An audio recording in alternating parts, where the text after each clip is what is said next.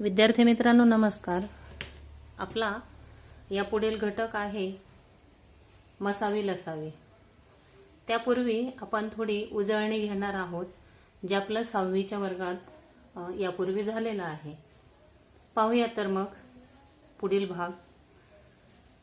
सर्वात लहान मूळ संख्या कोणती? सर्वात लहान मूळ संख्या कोणती? Prime number. तर 2 ही सर्वात लहान मूळ संख्या आहे. आता तुम्हाला मूळ संख्या माहिती असेल. मूळ संख्या कशाला म्हणतात? की ज्या संख्येला ती संख्या आणि एकच एवढेच अवयव असतात, एवढेच अवयव पडतात किंवा तेवढेच विभाजक असतात, त्यांना मूळ संख्या म्हणतात. मग मूळ संख्या सर्वात लहान 2 ही आहे. 1 ते 50 मध्ये किती मूळ संख्या आहेत त्याची यादी करा. आता आपल्याला या ठिकाणी 1 ते 50 मध्ये किती मूळ संख्या आहेत विचारलेला आहे आणि त्याची यादी करायला सांगितलेलं आहे. 1 ते 50 मध्ये 15 मूळ संख्या आहेत. 1 ते 50 मध्ये 1 ते 50 मधील ज्या मूळ संख्या आहेत त्या म्हणजे 2, 3, 5, 7, 11, 13, 17, 19, 23, 29, 31, 37, 41, 43 आणि 47 इत्यादी 1 ते 50 मधील मूळ संख्या आहेत की या संख्यांना एक आणि त्याच संख्या एवढेच त्यांचे अवयव पडत असतात. त्याच्यानंतर तिसरा जो प्रश्न आहे तो म्हणजे खालील संख्यांपैकी ज्या मूळ संख्या आहेत त्या संख्यांभोवती वर्तुळ करा. आत्ताच मी तुम्हाला सांगितलं की मूळ संख्या कोणत्या की त्यांना त्यांचे अवयव नसतात, त्या सोडून आणि एक सोडून. तर अशा संख्या आपल्याला अजून सोप्या भाषेत सांगायचं म्हणजे कुठल्याही संख्येचा त्याच्यात कुठल्याही पाड्यामध्ये त्या येत नाही, भाग जात नाही त्या संख्यांना. आता 17 आहे.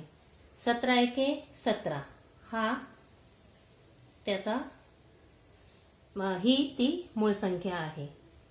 ही काय आहे? मूळ संख्या आहे. आता 15 बघा. 15 येतो, 3च्या पाड्यात येतो, 5च्या पाड्यात येतात. 5 त्रिक 15, 3 5 15 म्हणून ही संयुक्त संख्या आहे. तुम्हाला संयुक्त आणि मूळ संख्या याच्यापूर्वी झालेल्या आहेत. संयुक्त संख्या म्हणजे काय? ज्यांना भाग जातो आणि एकापेक्षा जास्त अवयव असतात त्यांना संयुक्त संख्या म्हणतात. तर 15ला भाग जातो म्हणून 15 ही मूळ संख्या होणार नाही, तर 15 ही संयुक्त संख्या आहे. 4चे पण अवयव पडतात. 2 गुणिले 2 म्हणजे 2 दुणे 4 म्हणजे ही सुद्धा संयुक्त संख्या आहे, मूळ नाही. आता 3चे पडतात का? नाही, म्हणून 3 काय झाली? मूळ संख्या. आता 1 असा आहे की तो संयुक्तही नाही आणि मूळ सुद्धा नाही. त्याच्यानंतर 2 वरती आत्ताच पाहिलं आपण. 2 ही सर्वात लहान मूळ संख्या आहे म्हणजे 2 काय झाला? मूळ संख्या आहे. 12 होणार आहे का? नाही, कारण बेसक 12, 3 चौक 12, 4 त्रिक 12, 6 दुणे 12 असे त्याचे आपल्याला विभाजक मिळू शकतात. म्हणून 12 संयुक्त आहे. 23ला जातो का भाग कुणाचा? नाही जात, म्हणून 23 काय आहे? मूळ संख्या. 27 जातो, 9 त्रिक 27, 3 नवे 27 म्हणून तो होणार नाही. 35ला पण जातो, 7 5 35, 5 7 35 असं. 41ला कोणाचाही भाग जात नाही म्हणून 41 ही मूळ संख्या आहे. 58ला पण भाग जातात, संयुक्त संख्या आहे. 51 तिलाही भाग जातो, 17 त्रिक 51 वगैरे. 72 त्यांनाही भाग जातो, 8 9 72, 9 8 72 असं. आता 79 हे सुद्धा कोणाच्या पाड्यात येत नाही, त्याचे पण अवयव पडत नाही म्हणून 79 मूळ संख्या. 91 पण येतात पाड्यामध्ये म्हणजे त्याचे पण अवयव पडू शकतात म्हणून नाही, ती संयुक्त संख्या आहे. 97 कोणाच्याही पाड्यात येत नाही, म्हणून ही मूळ संख्या आहे. या पद्धतीने आपण दिलेल्या संख्यांमधून संयुक्त संख्या व मूळ संख्या शोधू शकतो. फक्त आपल्याला संख्या माहिती असणं गरजेचं आहे. आणि त्यासाठी आपल्याला जर लसावी आणि मसावी काढायचा असेल किंवा त्या संख्यांचे अवयव पाडायचे असतील तर ते करण्यासाठी आपल्याला पाढे पाठांतर असणं फार महत्त्वाचं असतं. पाढे पाठांतर असल्याशिवाय तुम्ही काहीही करू शकत नाही. याच्या पुढचा भाग आहे तो म्हणजे सहमूळ संख्या. म्हणजे 2 जोड्या दिलेल्या असतील, त्या जोडीमधल्या त्या सहमूळ कशा हे आपल्याला पाहायचंय. खाली बघा, ज्या 2 संख्यांचा 1 हाच सामायिक विभाजक असतो त्या संख्यांना एकमेकींच्या सहमूळ संख्या किंवा सापेक्ष मूळ संख्या असं म्हणतात. आता उदाहरण पहा म्हणजे तुमच्या लक्षात येईल. 5 आणि 7 दिलेला आहे. आता 5चे अवयव काय येतात तर 1 आणि 5 एवढेच त्याचे अवयव आहेत. 7चे अवयव कोणते 1 आणि 7. मग या ठिकाणी यांचा 1 हा सामायिक अवयव आलाय, त्याच्यामुळे ही सहमूळ संख्या आहे असं आपण म्हणू शकतो. आता पुढचं उदाहरण पहा. 11, 12 याच्यामध्ये देखील 11चे अवयव कोणते 1 आणि 11 फक्त, कारण 11 दुसरं कुठल्याही पाड्यात येत नाही. 12चे अवयव कोणते तर 1, 2, 2मध्ये येतो बेसक 12, 3 चौक 12, 4 त्रिक 12, 6 दोने 12 असे 12चे हे काही अवयव आहेत. पण 11 आणि 12 मध्ये सामायिक अवयव कुठला आहे तर फक्त एकच आहे, म्हणून याला सुद्धा आपण सहमूळ संख्या म्हणू म्हणतो. आता पुढची म्हणजे 25 आणि 27 या 2 संख्या दिलेल्या आहेत. याच्यात 25चे अवयव काय तर 1 आणि 5, 5 5 25. 27चे अवयव कोणते तर 1, 3, 3 9 27, 9 त्रिक 27. तर याच्यात सुद्धा 1 हाच सामायिक, दोन्ही संख्यांमध्ये 1 हाच सामायिक अवयव आहे, म्हणून यांना आपण सहमूळ संख्या म्हणतो. लक्षात आलं असेल की 2 संख्यांचा 1 हाच सामायिक अवयव असेल तर अशा सामायिक विभाजक असेल अशा संख्यांना आपण एकमेकींच्या सहमूळ संख्या असे म्हणतो. 2 क्रमगत संख्या, पुढचं बघा. 2 क्रमगत संख्या, 2 क्रमगत संख्या या एकमेकींच्या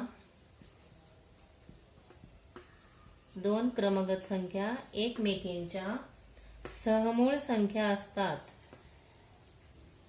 सहमूळ संख्या असतात. सहमूळ संख्या असतात. क्रमगत संख्या, क्रमगत म्हणजे एकमेकांना लागून आलेल्या. आता बघा 21.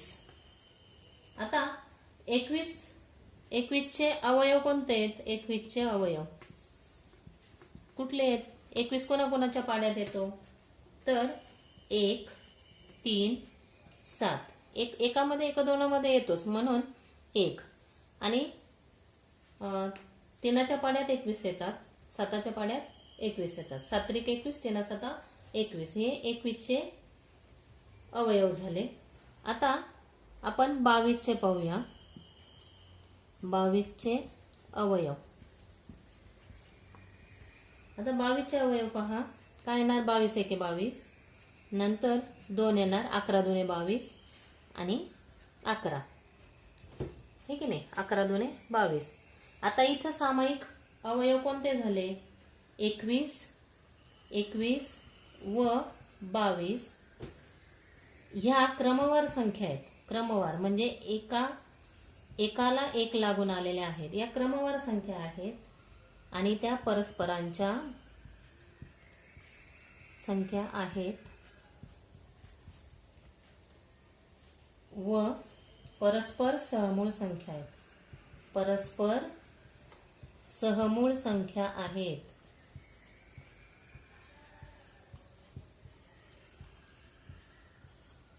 संख्या आहेत. लक्षात आला असेल तुमचा, हा एकच त्यांचा सामायिक अवयव आहे. म्हणून 21 व 22 या जोडून आलेल्या म्हणजे क्रमगत आलेल्या संख्यांचे सहमूळ संख्या आहेत. क्रमाने आलेल्या जे दोन क्रमगत संख्या या एकमेकींच्या सहमूळ संख्या असतात. मग 21 आणि 22 यांचं 21 व 22 या क्रमवार संख्या आहेत व त्या परस्पर सहमूळ आहेत. आपण इथं त्यांचे अवयव पाहिले, त्यात हा एकच हा सामायिक अवयव झालाय त्यांचा. म्हणून त्या 21 आणि 22 या एकमेकींच्या सहमूळ संख्या आहेत. या पद्धतीने आता पुढचा मुद्दा पहा, जोडमूळ संख्या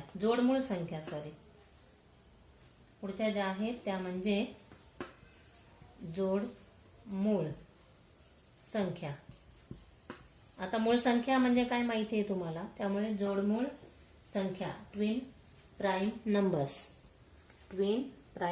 नंबर्स. मग ज्या दोन मूळ संख्यांमध्ये बघा, ज्या दोन मूळ संख्यांमध्ये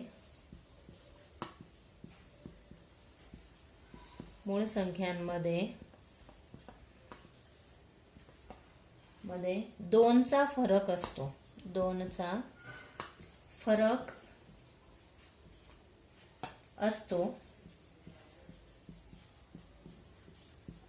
त्या मूळ संख्यांना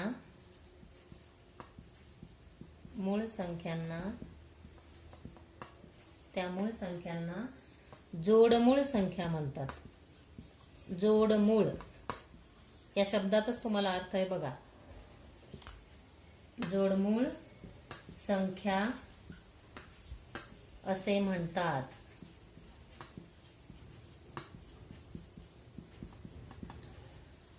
जोडून आलेल्या जोडमूळ संख्या. आता उदाहरणार्थ घेऊया आपण 3, 5 या दोघांमध्ये 3 आणि 5 मध्ये 2चा फरक आहे. आपला नियम काय म्हटलाय, ज्या दोन मूळ संख्यांमध्ये 2चा फरक असतो त्या मूळ संख्यांना जोडमूळ संख्या म्हणतात. जोडमूळ. मग 3 आणि 5 मध्ये 2चा फरक आहे. अजून पुढची कुठली, 5 आणि 7 ह्या पण 2चा फरक आहे 5 आणि 7 मध्ये. अजून कुठली सांगता येईल तुम्हाला, 11, 13. अशा आपण 1 ते 100 मधल्या जोड्या शोधू शकतो जोडमूळ संख्यांच्या. म्हणजे जोडमूळ म्हणजे जोडून आलेल्या, ज्यांच्यामध्ये 2चा फरक असतो. अशा जोडमूळ संख्यांच्या जोड्या आपण 1 ते 100 मध्ये शोधू शकतो. जवळपास 1 ते 100 मध्ये जोडमूळ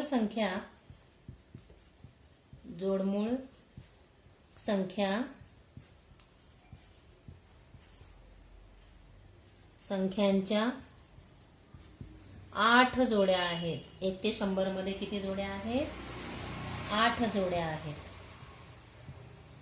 8 जोड्या आहेत. या पद्धतीने आपण शोधू शकतो. बाकीचे तुम्ही शोधा. आता 3 दिलेत, आता फक्त 5च आपल्याला शोधायचे. विद्यार्थी मित्रांनो, आपण आता सराव संच 10 मधील काही उदाहरणं पाहणार आहोत. याच्यातलं पहिलं जे आहे ते म्हणजे 1 ही संख्या मूळही नाही व संयुक्तही नाही. सराव संच 10 मध्ये प्रश्न आहे की संयुक्तही नाही व मूळही नाही अशी संख्या कोणती. तर 1 ही संख्या संयुक्तही नाही व मूळही नाही. त्याच्यानंतर त्याच्यातील दुसरं जे उदाहरण आहे ते म्हणजे समूळ संख्यांच्या जोड्या ओळखा. काही उदाहरणं त्या ठिकाणी दिलेली आहेत आणि सहमूळ संख्यांच्या जोड्या आपल्याला ओळखायला सांगितलेल्या आहेत. त्यापैकी आपण पहिलं उदाहरण घेतलंय 8 आणि 14. आता 8चे विभाजक मी काढलेत बघा. 8चे विभाजक म्हणजे 8 कोणाकोणाच्या पाड्यात येतो, तर 1 तर येणारच आहे. 2 चोक 8, 4 दुने 8 आणि 8 एके 8. आता 14चे विभाजक कोणते? तर 1, बेसाती 14, 7 दुने 14 आणि 14 एके 14. आता सामायिक विभाजक कोणते आलेत या ठिकाणी? तर इथं पण 1 आलाय, इथं पण 1 आलाय, इथं 2 आलाय, इथंही 2 आलाय. ते आपण या ठिकाणी लिहून घेतलेत. 1 आणि 2 सामायिक विभाजक कुठले आलेत? 1 आणि 2. आता सामायिक विभाजक संख्या किती झाली? 1 आणि 2, 2 झाली. म्हणून हे म्हणूनचं चिन्ह असतं. म्हणून 8 व 14 ही समूळ संख्यांची जोडी नाही, कारण त्यांचे 2 विभाजक आलेत. म्हणून ही समूळ संख्यांची जोडी नाही. आता दुसरं उदाहरण आहे त्यातलं 4 व 5. आता 4चे विभाजक कोणकोणते? तर 1, बेदुने 4 आणि 4 एके 4. 5चे विभाजक कोणते? तर 1 आणि 5, कारण 5 दुसऱ्या कोणाच्या पाड्यात येत नाही. मग याच्यात सामायिक विभाजक कुठला झाला? तर 1च, फक्त 1 झाला. सामायिक विभाजक फक्त 1 झाला. म्हणून 4 व 5 ही समूळ संख्यांची जोडी आहे, कारण त्यांचा एकच विभाजक सामायिक आलाय, म्हणजे एकच विभाजक सारखा आलाय. म्हणून त्या काय आहेत? सहमूळ संख्यांची जोडी आहे 4 व 5 ही. आणि 8 व 14 का नाही आले? तर 8 व 14 मध्ये त्यांचे 2 विभाजक आले, म्हणून ती सहमूळ संख्यांची जोडी नाही. अजून यात पुढील जे उदाहरण दिलेलं आहे, पुढचं उदाहरण, त्या ठिकाणी सहमूळ संख्यांची जोडी ओळखायची आपल्याला, ते त्याचे अवयव काढून.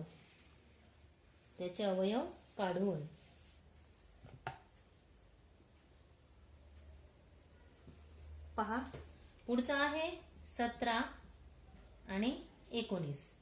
आता याच्यामध्ये तुमच्या लक्षात आलं असेल 17चे विभाजक कोण येणार आहेत?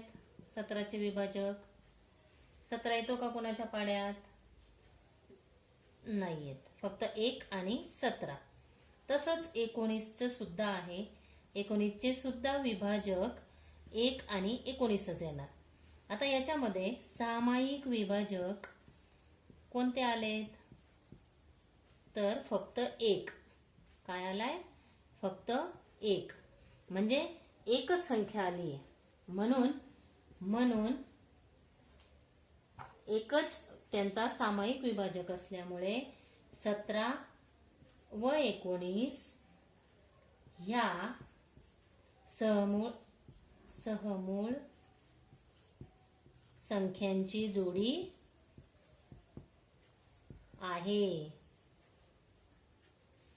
17 व 19 ही किंवा या समूळ संख्यांची जोडी आहे, कारण त्यांचा एकच विभाजक सामायिक आहे. अजून एक उदाहरण आहे त्याच्यामध्ये, ते म्हणजे 27 आणि 15. आता आपण 27चे विभाजक पाहूया. मी आता डायरेक्ट लिहिणार आहे 27चे. 1, त्याच्यानंतर 3, कारण का 3 9 27, 9 त्रिक 27 आणि 27 एके 27.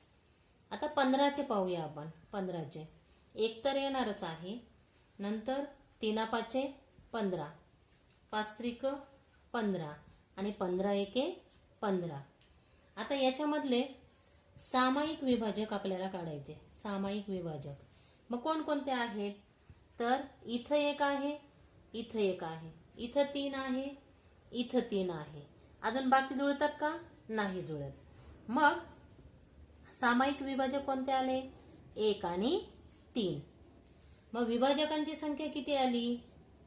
सामायिक विभाजकांची संख्या आली आहे 2. किती आली? 2. मग ही 27 व 15 समूळ संख्यांची जोडी नाही. समूळ संख्यांची जोडी नाही. या पद्धतीने आपण ही उदाहरणे या अवयव पाडून पाहू शकतो की त्या सहमूळ संख्या आहेत किंवा नाही. सहमूळ संख्यांची जोडी आहे किंवा नाही ते आपण उदाहरणासह पाहू शकतो. आता पुढचा जो भाग आहे तो म्हणजे 25 ते 100 यातील मूळ संख्या काढायच्या आहेत आपल्याला. मूळ संख्यांची यादी करायची. मूळ संख्या 25 ते 100 यांच्यामधल्या. आता 25 ते 100 पर्यंतच्या मूळ संख्यांमधली यादी काढणं आपल्याला म्हटलं तर तसं सोपं आहे. प्रत्येक गोष्टीचा आपण विचार केला तर सोपं आहे. एकच डोक्यात ठेवायचं की जे कुणाच्याही पाड्यात येत नाही, सगळ्यात सोपं. आता 25च्या पुढे 26, 27 ते पाड्यामध्ये येतात असं लक्षात घ्यायचं की 25 नंतर 26 कुणाच्या पाड्यात येतो तर 13 दुने 26 होतात. मग 26 येईल का? नाही येणार. मग पुढे 27. मग 27 येतो का पाड्यात? येतो, कारण 9 त्रिक 27 होतात किंवा 3 9 27 होतात म्हणून 27 होणार नाही. 28, 14 दुने 28 असा प्रत्येक संख्येचा विचार करायचा आणि त्यावरून आपण मूळ संख्या काढायच्या. आता मी घेतली 29, 28 नंतरची 29. मग 29 येतो का कुणाच्या पाड्यात? नाही येत. त्याच्यानंतर 30 येतो. 6 पंच 30, 5 सक 30, 15 दुने 30, 10 त्रिक 30 म्हणून 30 येणार नाही. असा प्रत्येक वेळेस विचार करायचा आणि त्या संख्या आपण काढायच्या. आता मी तुम्हाला लिहून दाखवते. 31 पण कुणाच्याही पाड्यात येत नाही.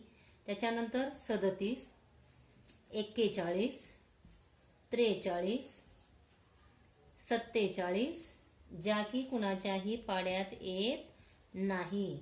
53, त्याच्यानंतर 59, त्याच्यानंतर 61, त्याच्यानंतर 71, 73, 79, 83, 89, 97 ह्या एकूण 16 संख्या मूळ संख्या आहेत. 16 संख्या मूळ संख्या आहेत 25 ते 100 मधल्या. किती संख्या आहेत? 16 मूळ संख्या. असा प्रत्येक वेळेस आपण विचार करून मूळ संख्या आणि संयुक्त संख्या शोधू शकतो. याच्या पुढचा जो प्रश्न आहे तो म्हणजे 51 ते 100 जोडमूळ संख्या. जो आता आपण याच्या आधीचा जो भाग पाहिला होता जोडमूळ संख्यांचा, तो जोडमूळ संख्या विचारल्या आहेत आपल्याला. तर यातल्या 51 ते 100 मध्ये जोडमूळ संख्या 59, 61 आणि दुसरी 71, 73. जोडमूळ म्हणजे काय? ज्यांच्यामध्ये 2चा फरक असतो आणि त्यांना एकच सामायिक विभाजक असतो, त्या जोडमूळ संख्या. मग 51 ते 100 मध्ये ह्या 2च जोड्या आपल्याला आढळून येतात. आलं लक्षात? आता पुढचा भाग, पुढचा प्रश्न म्हणजे सराव संच 10 मधील पुढचा प्रश्न. 1 ते 50 मधील 1 ते 50 मधील सहमूळ संख्या समूळ संख्यांच्या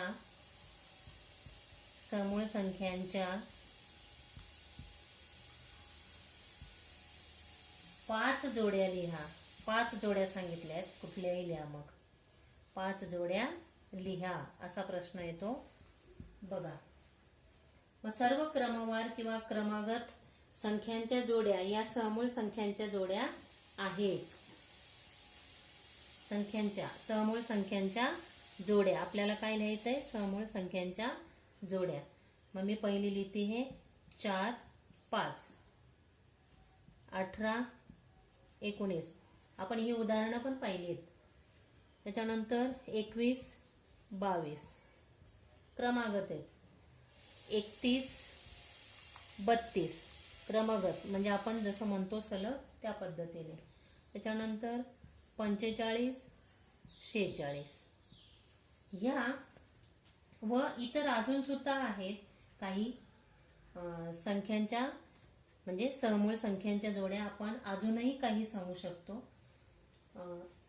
इतर काही सहमूळ संख्यांच्या जोड्या आपण शोधून त्या तुम्ही स्वतः लिहायच्या आहेत. त्याच्यानंतर पुढील जो भाग आहे, मूळ संख्यांपैकी समसंख्या कोणती. पुढचा जो शेवटचा प्रश्न आहे त्या सराव संच 10 मधला, तो म्हणजे मूळ संख्यांपैकी